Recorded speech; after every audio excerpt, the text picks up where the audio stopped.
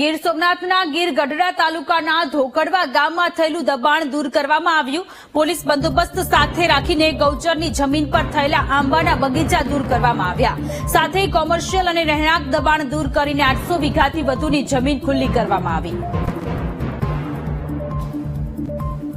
ધોકડવા ગામે અગાઉ ગૌચરની દબાણની પૂરેપૂરી માપણી થઈ છે અને માપણીના અનુસંધાને 800 વીઘાથી વધુ જમીનનું દબાણ નીકળે છે।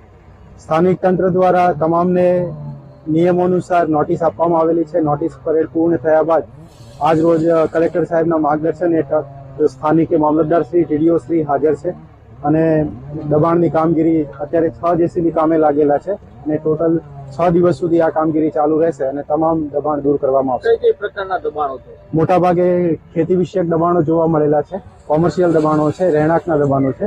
એમાં રહેણાંકના દબાણોને આપણે સરકારની ગાઈડલાઈન પ્રમાણે એક ચાન્સ આપી અને જે મકાન વિહોણા છે અને માત્ર એક જ મકાનની જમીન જોડે ઉપલબ્ધ છે એમના માટે પ્લોટિંગની આપણે પ્રોપર વ્યવસ્થા કર્યા બાદ એ દબાણ દૂર કરીશું। એ સિવાયના તમામ કોમર્શિયલ અને ખેતી વિષયક દબાણો છે એ આગામી 6 દિવસમાં દૂર કરવામાં આવશે।